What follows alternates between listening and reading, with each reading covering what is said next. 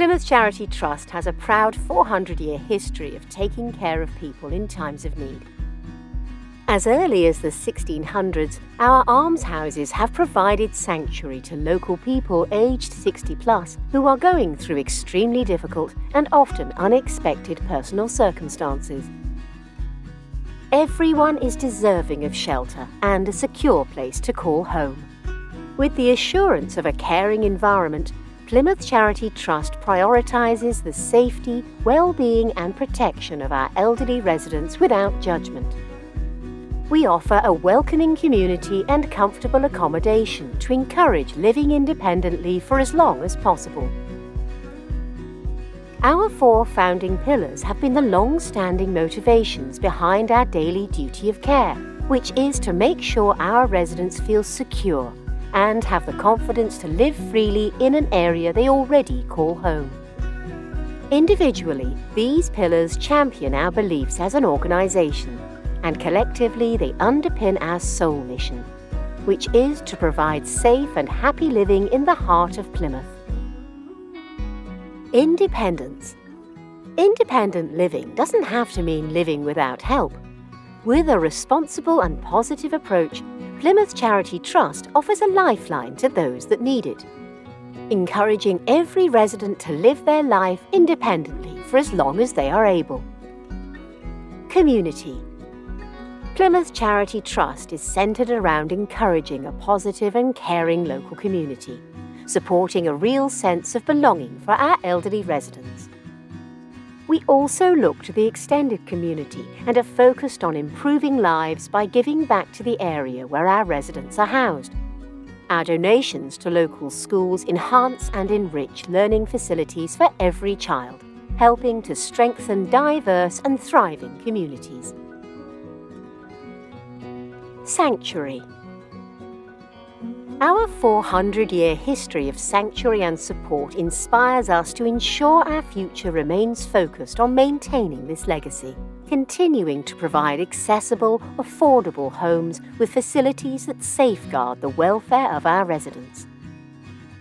Help will always be available, but privacy is also respected, so residents can live independently in comfort and confidence.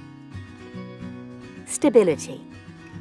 Life can be challenging, but the right support can bring stability when people need it most.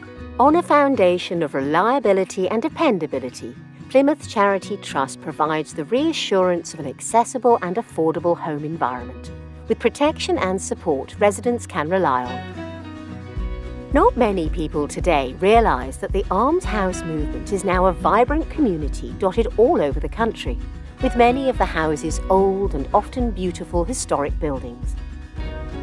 Others are more modern, and some are newly built. But what they all have in common is their provision of support for older people who find themselves in need of affordable accommodation. Well, the idea of alms for the poor, financial help, food help has been around for 1,000 years or so. But the idea of an actual alms house where alms are either distributed or where people who are poor live has only been around since the mid-15th century. The whole notion of almshouses was really geared around churches and monasteries. And then in the 16th century, the idea, we had a lot of people that became very wealthy in the 16th century, and the idea was that they could maybe buy their way into heaven. And a lot of people started leaving, if they were particularly wealthy, money to create facilities for poor people. And so you had almshouses being privately funded. And John Lanyon was one of those wealthy individuals. In 1660, he became the controller of the victualling yard. Now, Plymouth hadn't had a victualling yard up until that point, but Cromwell set one up, and there was one of Cromwell's parliamentarian men in charge of it. But once the restoration of the monarchy came in 1660, that's when Lanyon took over, and he made a lot of money.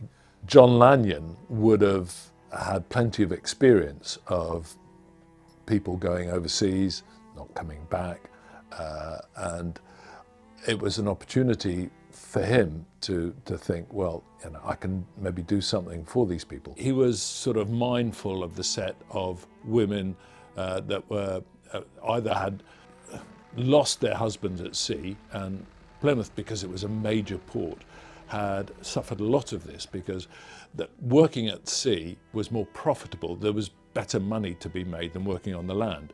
But because you were either a sailor fighting overseas or a fisherman or a merchant seaman, it was a risky business, and a lot of men lost their lives that way. So there were a lot of widows around, and they needed financial support. So Lanyon left money in his will to the existing old church 12s, as they called them, the almshouses that had been set up in the burial ground of St Andrew's Church. And he also left money for new church 12s, which were to be constructed adjacent to Charles Church, which was the brand new church.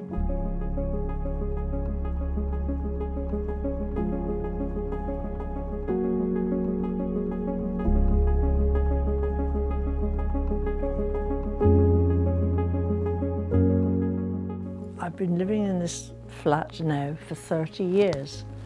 My sister introduced me to come here. I didn't have any problems with coming in because I was a widow.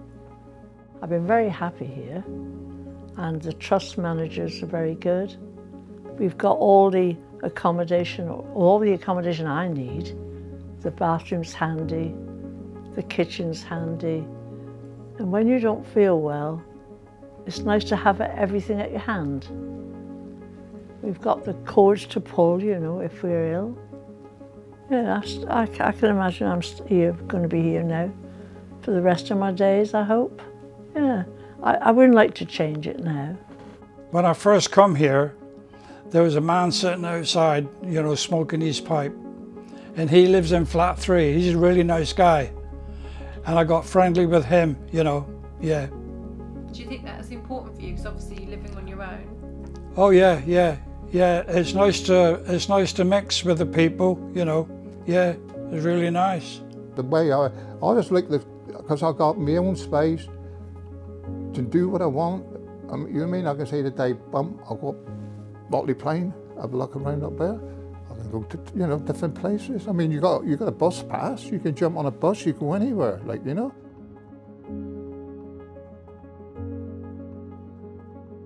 The Lanyon almshouses transferred to the Guardians of the Poor in 1708, and they later became part of the Plymouth Charity Trust, who also administer Heels Terrace at Prince Rock. Now, this was the brainchild of Anthony Lethbridge, who was chairman of the Plymouth Charity Trust in 1892. They got some money that was left to them by the Elise Heel Trust, and Elise Heel had left money in 1632 for the education of young children, poor children. But because the school board came in the 1890s, then there was not so much need to educate poor, essentially because the local authorities had to do it. And so we had the idea from Lethbridge that some of that money could be spent on providing new almshouses.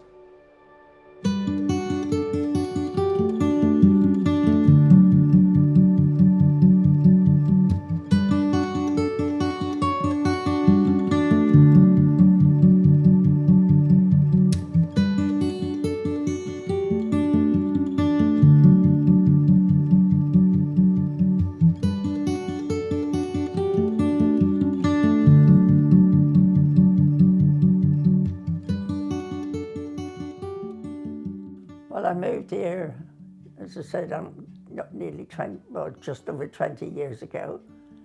And I lived in Knott Street before that for 47 years.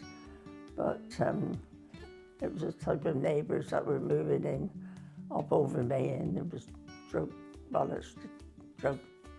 drugs and all going on, and I just couldn't cope with it any longer, so I wanted a transfer.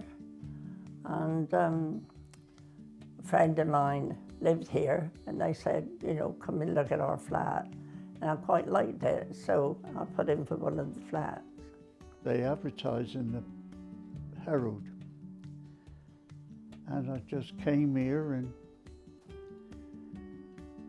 saw several apartments, but I wanted up the top, you know.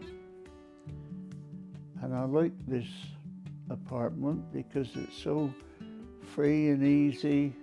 I'm above the office, there's not much noise. I wouldn't want to move to anywhere else. And I'm quite contented. I feel very, very safe. And they're very good at the staff is very good. Any problems, they see to them for you. I get up in the morning and I put my flat straight and put myself straight and prepare what I'm going to do for the day. I go shopping on my own to Asda's because the bus brings you right back here, you see. You get out there by other means, obviously, but that's the beauty of it. It brings you right back into the street. But if the weather's poor, I ask my family to do it for me. In fact, they often say, Mum, we'll do it for you, but I say, let me do it while I can. They're very kind, and all their safety products are spot on every 12 months, and they check everything. And there's nothing within reason that they won't do for me, especially I'm handicapped at the present moment. They are excellent. It is home, very much home.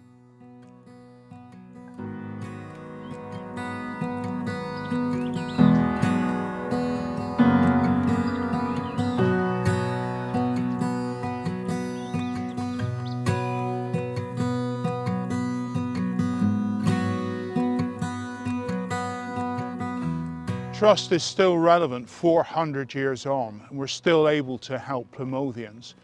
Exactly what the founders saw all that time ago. The need is a little different because they would have seen extreme poverty to the extent of life-threatening. But that relevance is still there. The trust in our staff to be able to take someone who is facing eviction through no fault of their own because their house is being sold, or they've unfortunately fallen behind with their rent or whatever it might be. We don't judge. We're not there to judge. We're only there to help. And when they come into us and we say, yes, we can house you, that's a fantastic feeling, both for us as a board, but the relief that they have is incredible, to know that they're going to be safe in a property, secure, for the remainder of their lives if they wish, is a real privilege for us to be able to do that. If Plymouth Charity Trust wasn't here, where do you think you would be? Where do I think I would be?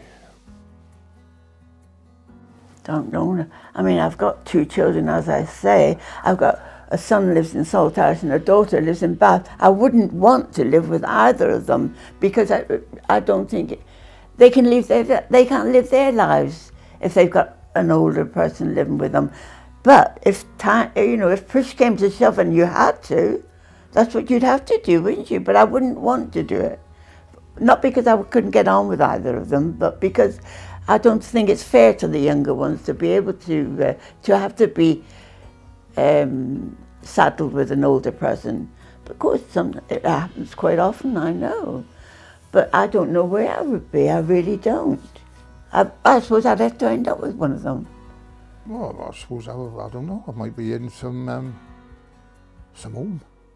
Be honest and truthful, it's helped me there. Really helped me a lot. I've got to say it. I've got to be honest. I've got to be honest and truthful. I reckon that's it, really, because it is. They have helped me a lot. You know what I mean? The Trust always kept its properties to a good standard, but when I became chairman, it was obvious that we needed to modernise. And so we set about bringing that modernisation programme in, replacing kitchens, replacing heating, and we used one very simple standard. If I wouldn't live in it, why on earth should I expect someone else to? So having got our properties to as good a standard as we possibly could, our next limitation was the physical design of them. You can't structurally alter walls and move them around.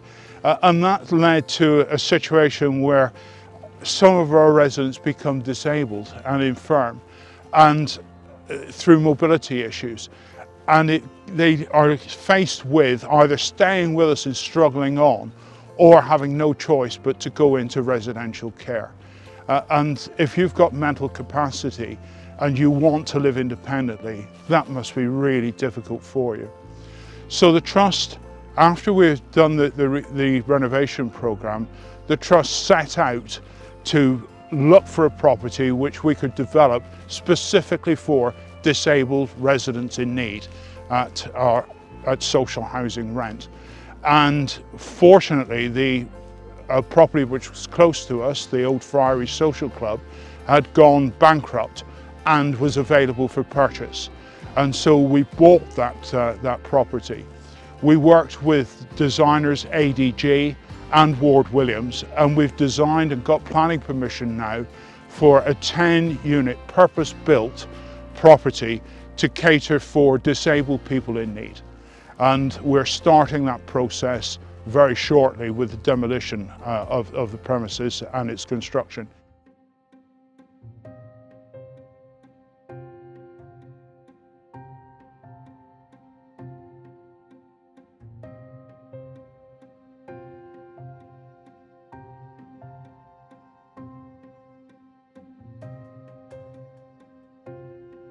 Well, chaps, we certainly presented you with a bit of a challenge because, of course, we bought the property before we knew actually what we could put on it. The building seemed a reasonable size, and to us anyway. It wasn't until we sort of threw this at you and said, "Here you go," that it suddenly didn't seem quite so big as what we thought. I mean, you have a real... Well, exactly, yes. I mean, as it stands, I mean, the building, as you can see, it's lots of big open spaces, so it looks quite large. Obviously not in the best of conditions, but it's a perfect before photos, isn't it, for what we're trying to achieve today. But I think the key was getting those first initial concept ideas and working out where simple things like where the entrance is, where the parking is, the presence on the street, and how that's going to be visible, because it's going to be quite a landmark building for yourselves and also for the area. It's slightly taller than the surrounding buildings. There's a scale, it has a presence on the corner site, which is a good opportunity, which gave us a really good opportunity to develop the design based on that.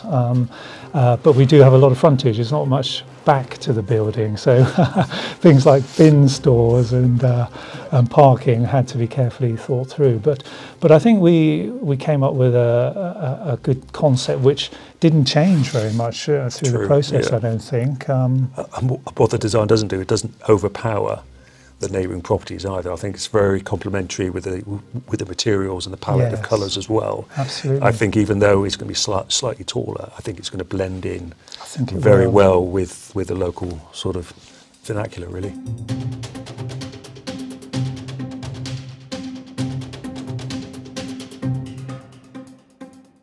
But I think what you've got here, or we'll have here on this side, is a completely different opportunity. It'll revolutionise our position. And it's a huge step really for yourself and the Trust to actually take on a new build project on a site like this, when you've been used to maintaining existing buildings. And I think what this gives you is it gives you sort of current facilities in terms of the size of the apartments. There'll be the lift, of course, so all floors will be accessible.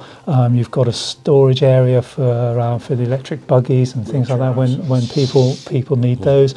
You've got a communal room, so you can start to build a community there with the residents staying on the site. And then there's the office facilities as well for trust personnel and to come in as and when they need to. Parking at the back, so visitors and care visitors, etc., can come in. And I think the feel of the flats, they should be light and airy. We've got big double doors in each of the living rooms with a balcony outside, so there's amenity space there. From us, I think the key is that we've not had the option to be able to offer this sort of facility before, so it meant that when someone became so infirm, they couldn't manage in their own home, but they had mental capacity. Yeah. Yes. They had no choice but to go into a residential home. Quite, yeah. Now we can offer an alternative, say, look, hang on. Indeed, we've got something. And the one advantage as well is because the design is mirroring some of the almshouses sort of traits as well, that we're using such robust materials in this design as well. Yes. So the feel of the building will be very safe for the That's residents as right. well. And also from a maintenance point of view, you won't be sort of having to maintain the building as you do with the other almshouses as well, because the external envelope is sort of self-maintaining in a way, and because of the new technology going into the building as well, hopefully your running costs of the building will be considerably less than your existing properties as well. So we're all shelter housing throughout, but this one will certainly be for a different client, Yes. and be able to help more. I'm glad you're so enthusiastic, chaps, because of course once you finish this one, you can start the next one. I was going to say, I thought we'd be moving into one of these, that's all. So let's find there's an opportunity for Put our names down. to put a name down already, yeah. I want the top floor if possible, yeah, that's right, just for the views. Grenville House has been designed with lift access to all floors, and it's the start of us expanding the trust. The founders 400 years ago would be proud of the fact that what they set up, there's still a need for. They wouldn't be proud of that, but they would certainly be proud of the fact that we're still able to deliver to the people of Plymouth. And so that expansion program now will continue. So once we finish Grenville House, we've bought another property in Grenville Road, Grenville Church, and that will be the next one that's developed. And there will be a rolling program succeeding myself and other trustees going into the future, hopefully for the next 400 years, and to be able to deliver and support people in need.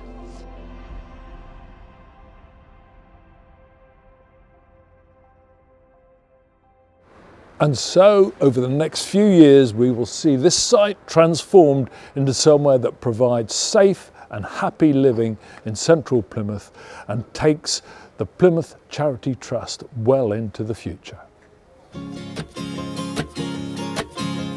The future of affordable almshouse accommodation is looking bright. Since filming, a second building on Grenville Road has been acquired, which provides a perfect opportunity to expand the number of accessible homes for our elderly community. The ability to adapt the apartments for future occupants will be an integral part of our proposal.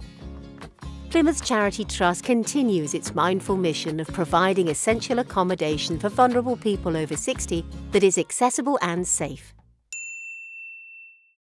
ADG Architects and Ward Williams Associates will deliver a high-quality property on this former church site, enabling the Trust to expand its housing provision and maintain strong ties to this area of the city. The Trust has always been dedicated to supporting the wider community, more recently with donations to 3 local schools each year, helping them to achieve smaller projects that often mean a great deal to the hundreds of children and families in surrounding areas. Sam's asked us to come along and give you the news that £4,000 has been approved for your project, and you will be hearing from them very, very soon. Oh my goodness, that's amazing. Yeah. Thank you.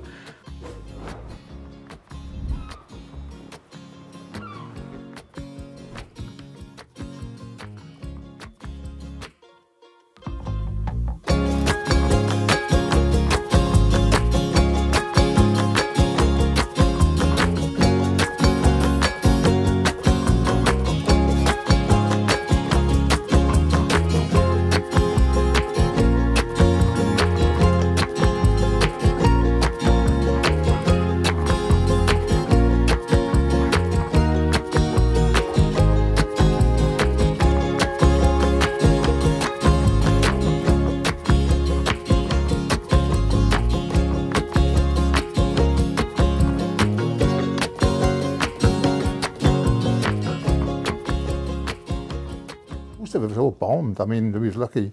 The other church got it, didn't it? That got damaged, and they repaired all that. I mean, this one here, but it just missed this place. But it wouldn't be, because I wasn't here then, was I? So